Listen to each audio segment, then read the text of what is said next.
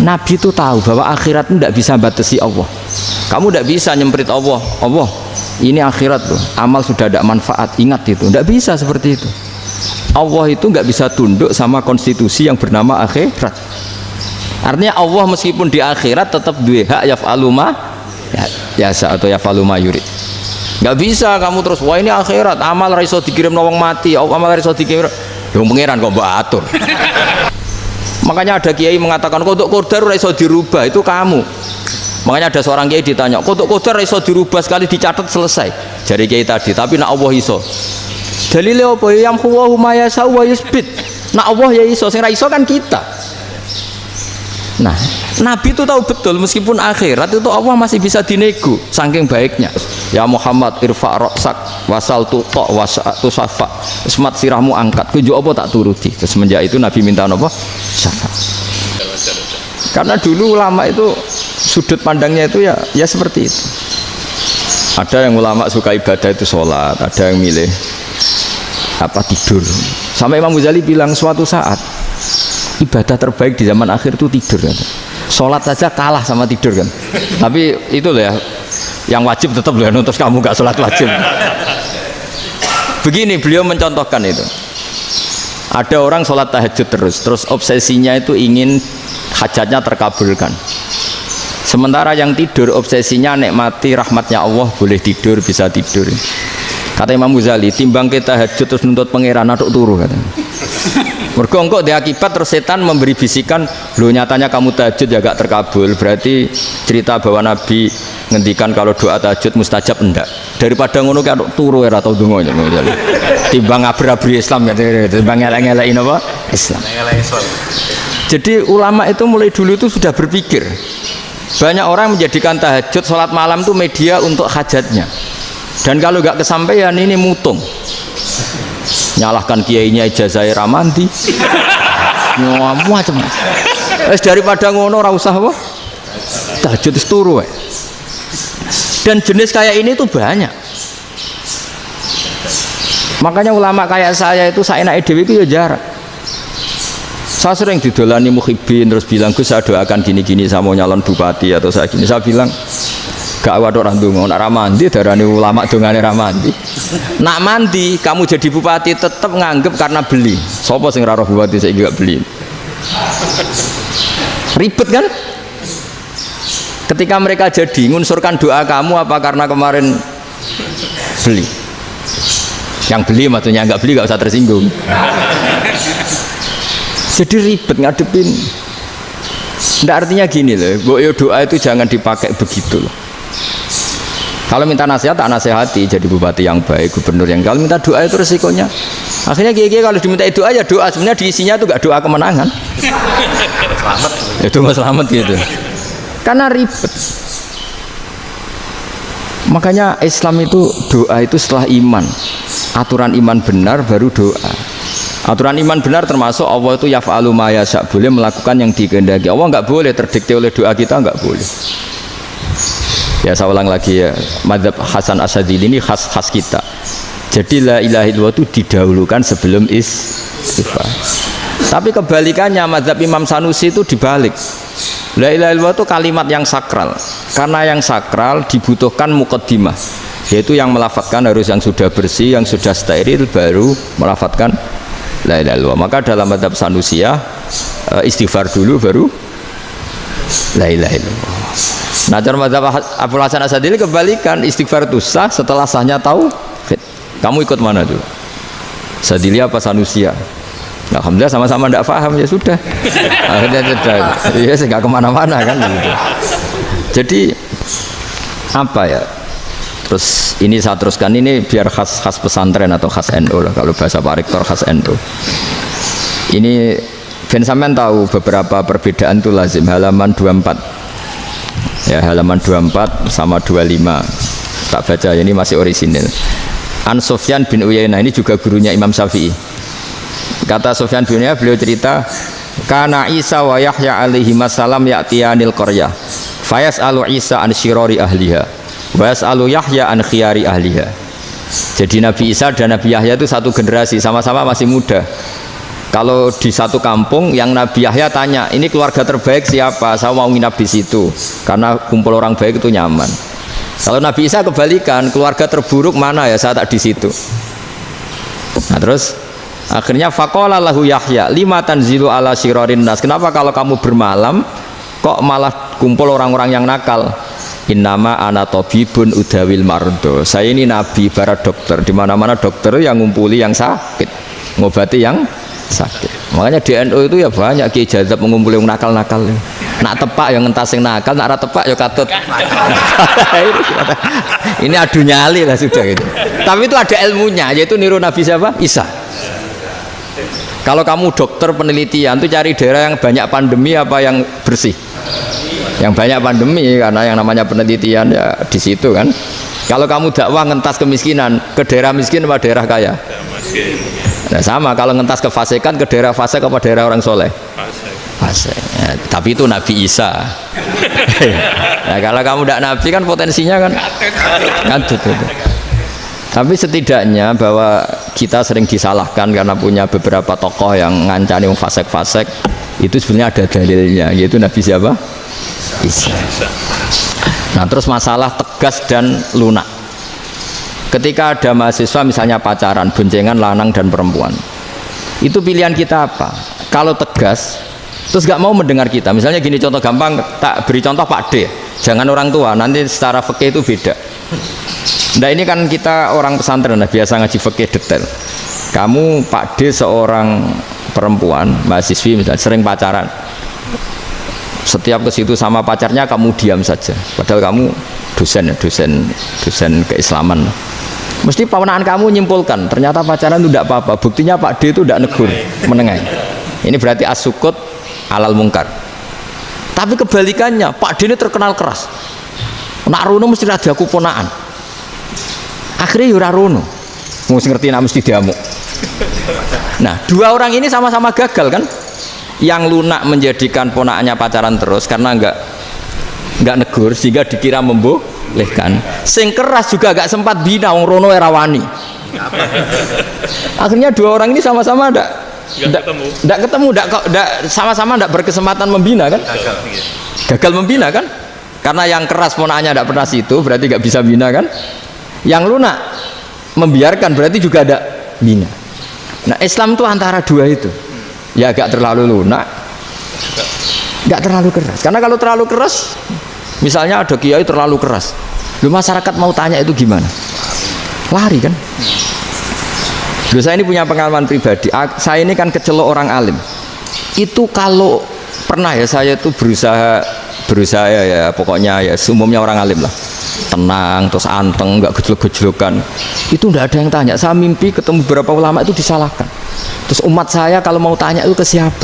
Wong alim wis wibawa, meneng tambah banget wibawan. Kalau Quran sering gojlok rektor macam-macam. Terus wong wanita kok, saya biasa ke pasar pandangan dicegot orang. Gus, putri saya itu sering keluar darah tapi melebihi batas haid gini-gini. Kalau badhe sowan jenengan, gak usah sowan ning kene mbek ngadeg-ngadegan. Terus tanya, yang haid berapa hari, Gus? Ya supaya rudat ilal adat sebelum dia punya penyakit istihadah itu berapa? 6 hari ya sudah, kembali 6 hari lainnya mustahadah, tetap sholat, tetap normal. Tapi kalau saya wibawa mau pasar gue tasbih dulu iku mesti wong salaman njaluk donga yakin. Tapi baru kayak rada uraan ketemu wong-wong, dol pening ndi? Mak pening ndi? Gus beneran Gus ketemu jenengan kula wingi badhe tuwa kok. Akhirnya tanya. Dadi uraanku iku amdan. Lha nek sampean asli, iki asli uraan. Karena ndak uraan lah tetap ndak wibawa kan. Jadi baru kayak uraan itu ya banyak. Saya itu kalau ngantor di Jogja itu banyak orang yang tanya, ya biasa tuh tanya macam-macam. Karena saya uraan. Ke pasar ya orang, bahkan di bis sering ketemu orang, wah beneran Gus kalau badhe sowan jenengan badhe tanya ini. Ya sudah di sini aja. Jadi semua itu diilmoni. Nah, Nabi itu punya sisi yang dua-duanya jalan. Memang beliau luar biasa, dipilih Allah yang luar biasa. Nabi ketika wibawa itu banyak sahabat yang bahkan mengenali wajahnya aja tidak bisa. Ka'anna ala ru'usihim at-thair, bayangannya seakan-akan di kepalanya itu ada burung yang takut terbang, saking antengnya. Tapi Nabi sekali mengeluarkan job, sekali santai, itu sahabat tanya itu sampai yang nggak pantas ditanyakan. Nabi saya tadi kumpul istri saya, tapi tidak inzal, itu wajib mandi ndak? Aro'aita law anna ahadana ya'ti imra'atahu wa lam yunzil. Itu ya ditanyakan. Nabi mun kumpul ya betul saged inzal sepundi. Guys betul lagi. Terus ya ada yang tanya macam-macam. Ya saking ada sahabat dipanggil Nabi tambah lari, dipanggil lagi tambah lari. Panjenengan nyeluk, oh pas kula kumpul bojo kula. Lah kula kuwatir jenengan orang suci, saya belum mandi, makanya saya lari. Nabi ngendikan innamal mukmin thahir, ya nak masalah ketemu kiai ra apa-apa ijek junub. Sementing kok nak salat ya adus sik. Tapi Nabi sekali pakai madzahirul jalal, tapi pakai wibawanya, itu orang nggak berani ngomong. Tapi sekali Nabi rileks, itu orang bisa tanya apa saja, termasuk halal yang nggak pantas. Ada sahabat itu tanya lucu, tanya Maimunah. Maimunah itu ya cantik tapi sudah agak tua lah. Maimunah, ya umal mukminin, hukumnya ngambung bojo pas Ramadan piye? Wah gak roh aku, gak tahu diambung kan Nabi pas Ramadan. Tanya Saudah, wah malah ngarah diambung. Kalau Saudah itu kan wis tuwa itu. Lucunya istrinya jawab, tanya Aisyah yang mungkin Nabi, iya yang mungkin tanya Aisyah. Itu yang usul ya istrinya Nabi Maimunah. Selalu Aisyah, tanya be Aisyah. Ya Amirul ya umal mukminin gini-gini. Aisyah yang cantik masih perawan kan. Qabbalani Rasulullah bahwa oh Nabi biasa ngambung-ngambung pas Ramadan dan beliau tetap puasa. Akhirnya fakih ngarang kan wa takbil fi Ramadan wa tublah la tubtilu shauma ngambung ora. Iku ya udah biasa di sini. Ya nasi bojone ayu. Nah ini artinya seasik itu. Jadi garwane Nabi sing ngrasa rodok tuwa. Wah, aku ora tahu. Kok Aisyah. Serilek itu dulu itu. Maksudnya orang Islam pertentangan itu. Maksudnya ini ya balik semua ini bedanya orang pesantren sama orang kampus. Kalau orang kampus mau cerita agama itu rahmatan lil alamin, tapi nyontokno rileke ora iso. Agama itu rilek, tapi nyontokno rileke ora iso. Mergo ora pati ngaji. Contohnya iso, tapi mau gawe kaidah mau Islam itu rahmatan. Jadi Nabi itu lah, Allah juga gitu. Allah itu kalau sudah memperlihatkan madzahirul jalal, itu mbok malaikat Jibril rawani. Ketika Allah dengan madzahirul jalal. Tapi kalau Allah dengan madzahirul jamal, madzahirul apa? Jamal. Iku yo gojok-gojokan ambek makhluk gojok. Yo buli-bulian cara sakniki. Ya sampean delok ning hadis syafaat itu, akhiru man dakhalal jannah atau akhiru man kharaja minan nar, itu di beberapa judul. Ada seorang rojul yang ahli neraka ya, dintas mbek pangeran terus ditudono swarga. Gusti, swarga sengiler tok ora wong wayu ora, wis ngiler tok.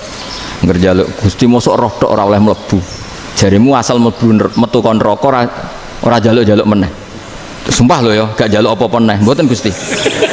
Sekali saya keluar dari neraka tidak akan minta apa-apa lagi. Wis wallahi la as'alu ghairaha, mesti ghaira khoslah, ghaira tilkal khoslah. Ya niku selain keluar dari neraka saya tidak akan minta lagi. Didono swarga wong do kelon seru wibet kan. Sing bojone elek kan dendam dadi ning swarga iki. Swarga wis macam-macam. Gusti mosok roh tok ora oleh mlebu, jarine ra janji ra njaluk meneh. Akhire ya wis didelokno neraka. Jadi pangeran jawabe gampang, didelokno neraka. Roh neraka begitu menyakitkan, begitu ngeri. Sudah Gusti saya tidak minta surga, sementing enggak masuk neraka. Rabbana srif anna adzab jahannam. Setelah lama itu diadepno swarga njuk mlebu swarga, terus diadepno neraka. Akhirnya ya sudah. Saiki mlebu swarga gak apa-apa. Iku jawabe lucu. Atas taziu binjenengan ngenyek kula. Wong karuan ra ahli swarga kok mlebu swarga. Terus akhirnya mlebu swarga, kan mlebu swarga tamanna, sangen-angen sing mbok jaluk apa? Barang angen-angen yang indah-indah, laka wa asratu amsal, ya siku tak turuti wa asratu amsalih lan lipatan ke 10. Jawabe wong lanang ya lucu, atas taziubi wa anta rabbul alamin. Jenengan pangeran kok ngenyekan. Maksudnya wis karuan aku ora pantes. Terus jare pangeran, la astaziubika walakinni alama asya'u qadir. Aku gak ngenyek kowe, pancen aku pangeran. Nuruti kowe iku iso. Jadi Allah sendiri ketika dengan madzahirul jamal itu malaikat ya ono sing wani bantah. Masyhur itu kan malaikat sing bantah pangeran ataj alufia mayufsidu fiha wasfikut. Karena Allah dengan madzahirul jamal. Sing paling masyhur Nabi Musa. Nabi Musa itu ketika Nabi Mi'raj. Nabi Mi'raj itu beliau kira-kira di langit keempat lah yang masyhur atau kelima. Melangkahi. Nabi Musa menangis, ya Rabbi ini apa-apaan? Orang sing ja'a ba'di kemudian melangkahi makom saya ini apa-apaan? Dan Nabi Muhammad kan apapun hebatnya kan junior. Kok melangkahi makom saya ini apa-apaan? Enggak fair. Sampai Nabi Muhammad itu tanya gini sama Jibril, reaksi Allah gimana ketika melihat Musa seperti itu? Jawab malaikat Jibril lucu. Ya rohidatahu, Allah sapal gayane Musa. Biar. Jadi lucu. Ya dibiarin aja sama Allah. Tapi jenenge Nabi Musa itu kekasihnya Allah, tetap berkah bagi kita. Betul. Ketika setelah Mi'raj diwajibkan sholat 50, gentenan Nabi Musa kelihatan nabinya. Sebenarnya Nabi Musa itu sebetulnya loh, gak nguntungkan kita sebetulnya. Tapi yang nguntungkan, sebenarnya tidak niat nguntungkan kita, tapi nguntungkan. Nabi Ibrahim kan di langit ke-6, keren lah. Konti jong ketemu Allah ngeten-ngeten kan sholat seket. Karena Nabi Ibrahim terkenal Nabi baik, tidak bantah. Bareng Nabi Musa, kenapa diceluk pangeran? Aku akan sholat ping seket. Inna ummataka la tutiku dalik. Wah, gak kuat umatmu. Serai-rai gak umatmu orang arah kuat seket. Tapi sebenarnya Nabi Musa itu niatnya bukan membela kita. Fa inna ummati la umatku sing gagah-gagah ra iso meneh umat. Berarti sebetulnya ya itu masih pakai gengsinya gitu. Wes ngono-ngono lah sementing kita untung.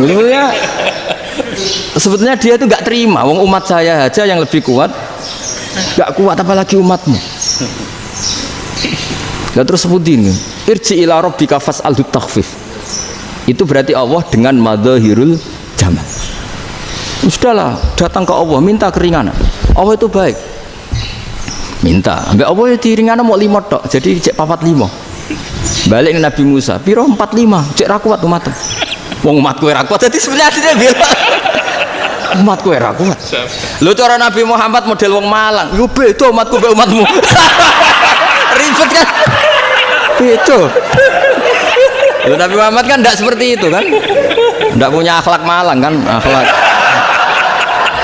Maksudnya akhlaknya mujur itu loh, akhlak yang baik gitu loh. Ya akhlak yang mujur bukan yang Malang gitu. Jadi Nabi ya manut.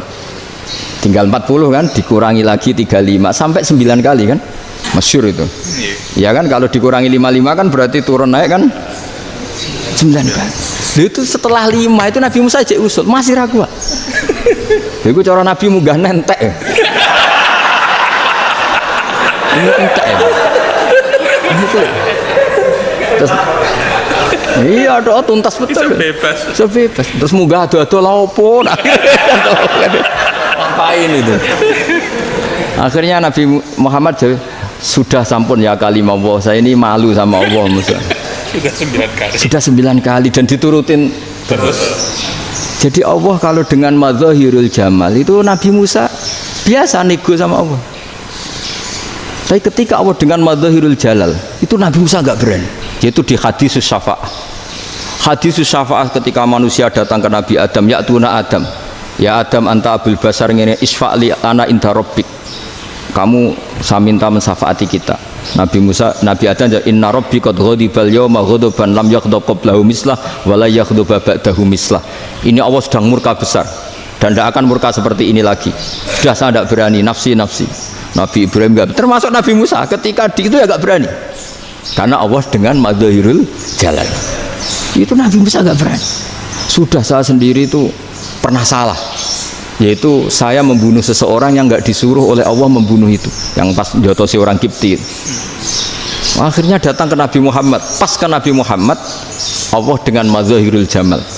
Dengan madzahirul jamal sampai Kanjeng Nabi ngendikan analah saya akan memintakan syafaat kalian. Terus fa ahmadu rabbi bima hamida allamaniha rabbi. Saya muji Allah dengan pujian-pujian yang orang lain tidak tahu, hanya saya yang diajari, kata Rasulullah. Ya di sini menurut banyak ulama termasuk kitab yang saya baca, kenapa Muhammad sebagian namanya Ahmadu. Itu dari af'al tafdil fa Muhammadun ahmadu min ghairihi. Muhammad Rasulullah itu kalau muji Allah di atas cara mujinya Nabi yang lain. Jadi Ahmadu bukan dari fi'il mudhari' lil mutakallim tapi dari af'al apa? Tafdil. Fa Muhammadun ahmadu min ghairihi. bahwa Kanjeng Nabi Muhammad SAW itu cara mujinya Allah di atas pujian para nabi. Makanya di sini Sayyid Ali Zainal Abidin kalau muji hamdal hamidin wa fauqa hamdil hamidin. Jadi pujian saya ini di atas rata-rata cara mereka apa? Memuji. Yaitu sirinya apa? Nabi itu tahu bahwa akhirat itu tidak bisa batasi Allah. Kamu tidak bisa nyemprit Allah. Allah, ini akhirat tuh. Amal sudah tidak manfaat. Ingat itu. Tidak bisa seperti itu.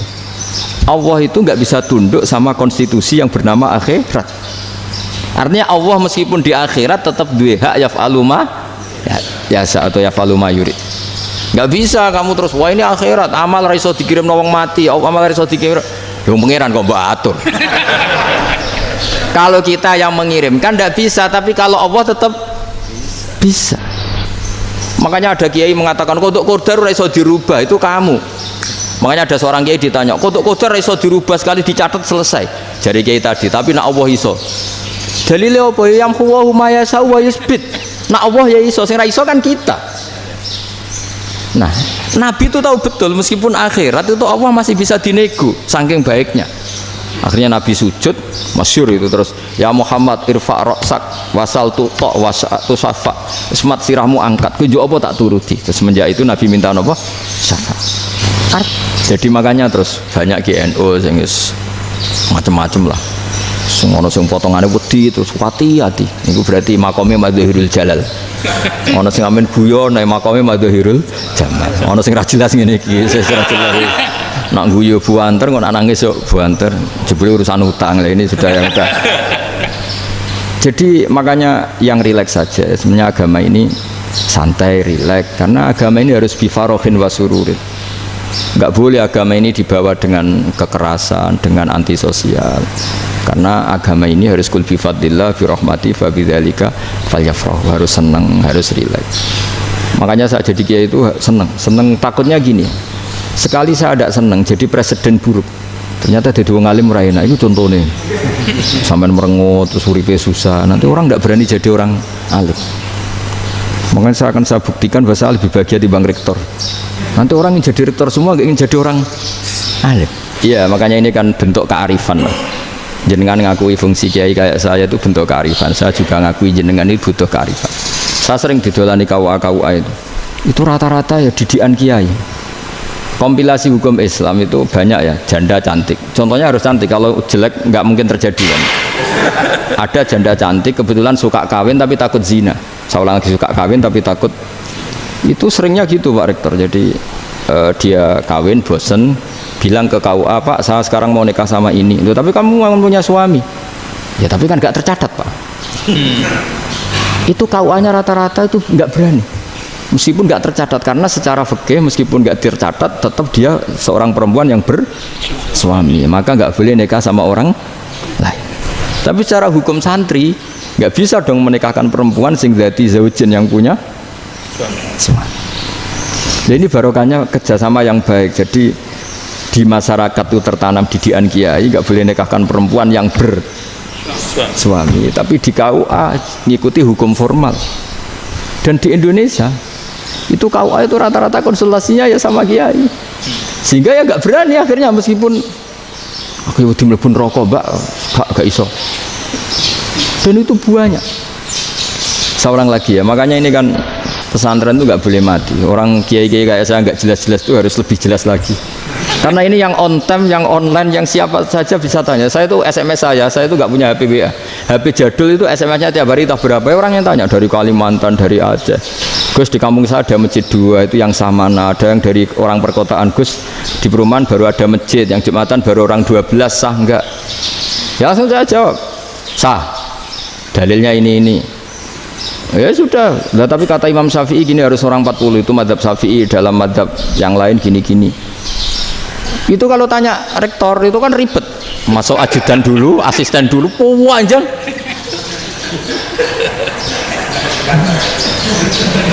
Wah itu kan ribet kan. Memanggil dosen dekan VAI, dipanggil dekan VAI nggak mau langsung jawab, cari dosen yang nekuni itu. Usul fikih saya nekuni itu baru seminar, nunggu dulu mbak, ini orangnya baru. Panjang kan. Bisa tutup Islam kalau kesuwen. Coba kalau tanya kiai kan enggak ketemu di jalan. Dulu Mbah Zubair kata Mbah Mun. Saya termasuk santri yang diapresiasi Mbah Mun. Dhisik Mbah Zubair ya ngono, anak nong takok wis sowan gak oleh. Gak takok ning kene ae. Jangan biasa ditanya orang ngadeg-adegan. Ya alhamdulillah ilmunya cukup, kalau gak cukup ya kok sik. Jadi sebetulnya orang sopan itu ya agak-agak ada yang ditutupi sebetulnya. Mboten prayogi teng dalan nginjang mawon matur. Ya sebetulnya ya sebenarnya memang ilmunya agak cukup gitu. Tapi itu sebenarnya secara fikih itu haram, menunda itu haram. Ya haram tuh, coba bayangkan ya kalau tanyanya sekarang, Gus saya ini sudah keluar darah 1 bulan penuh, padahal normalnya hanya 6 hari. Saya nanti sholat enggak? Kalau nginjang mawon dugi kula, berarti kan hari ini belum ada keputusan. Sholat apa enggak kan? Tapi karena modus tadi, boten prayogi nggih ngendikan ngoten teng dalan nginjang tengen kula. Itu kemungkinannya 2, sopan atau goblok itu saja. Kayaknya kalau sopan enggak lah. Kayaknya enggak lah kata saya. Karena secara fikih itu jelas haram. Bagaimana mungkin sesuatu yang harus dipraktekkan nanti duhur dijawab besok, berarti duhur asar sampai subuh belum ada jawaban, berarti nggak ada sholat kan? Ya, makanya dibutuhkan orang-orang alim yang kultural seperti ini, dan NU menghormati kultural. Tapi Mbah Mun juga sangat menghormati Islam formal, karena tadi produk-produk formal itu bisa dilembagakan oleh negara, dan itu kita ikut untung gitu. Makanya Mbah Mun itu kalau punya tamu KUA, punya tamu polisi sampai pejabat itu. Kenapa saya contohkan KUA? Supaya jangan kira seperti pendapat orang-orang hasud, wah mesti aja disolani presiden seneng, menteri seneng. Enggak juga. Sebenarnya semua kiai itu mulai KUA sampai polisi, polsek, polres itu seneng semua, karena sama-sama diajak mengawal bangsa ini, diajak mengayomi semua masyarakat. Tapi kadang-kadang masyarakat ngeritiknya, jenenge kiai disolani menteri ya seneng, presiden. Padahal yang sowan kiai itu ya mulai KUA, Kapolsek, kepala desa, RT, Mudin. Itu Mudin kalau tanya ya lucu-lucu. Gus kalau nate nyembelih pitik kemanian, pitik gue gede man. Akhirnya Gus ngerti nak kemanian langsung tak sebelah benda itu terusannya gue satu orang. Itu ribet. Ya tak jawab. Lah pitik pasti gue cek urip toran. Itu cek urip Gus. Wes sah toran madzhab Malik cek urip. Karena itu ada perdebatan antara madzhab Malik dan madzhab Syafi'i. Nah cara Imam Syafi'i itu agak ketat. Hewan yang punya kehidupan sudah muttoribah, misalnya ayam jago, contohnya harus jago, karena kalau ayam kecil diikhlaskan haram. Jadi yang cilik wae kan gitu. Fikih itu ya, fikihnya orang Indonesia itu pecundang. Kalau ayam kecil nggak ditanyakan, mate ra wis. Kalau jago, jago ditabrak truk kejet. Andai kan nggak disembelih pun mesti mati. Itu cara madzhab Syafi'i itu haram. Karena penyembelihan ini tidak menjadi penyebab kematian, tapi memang karena kecelakaan tadi. Ini cara madzhab Imam Malik enggak. Andai kan enggak disembelih, matinya kan 2 menit lagi atau 1 menit lagi. Andai kan enggak disembelih, berarti mati sekarang itu bawaan pisau apa bawaan kecelakaan? Ya sudah halal gitu caranya. Nah akhirnya ya saya bilang ya sudahlah kita semuanya Malik. Jadi cara debat, cara Imam Syafi'i enggak, cara berpikir itu sudah tidak kehidupan yang normal. Yang dimana-mana penyembelihan itu mematikan yang hidup normal, jadi agak ketat. Sehingga dalam contoh kemanian, kalau dalam bahasa Jawa nyembelih agak sempurna terus pesonya jatuh atau apa itu, kalau pakai madzhab Syafi'i agak kesulitan. Jadi kalau madzhab Malik asal diselesaikan secara fauron, dan juga sebagian madzhab Syafi'i itu halal. Nah orang mesti tanya gitu, Gus, wedhusku tabrak truk, man Gus kejet. Tapi nak pitik cilik ra ditakokno.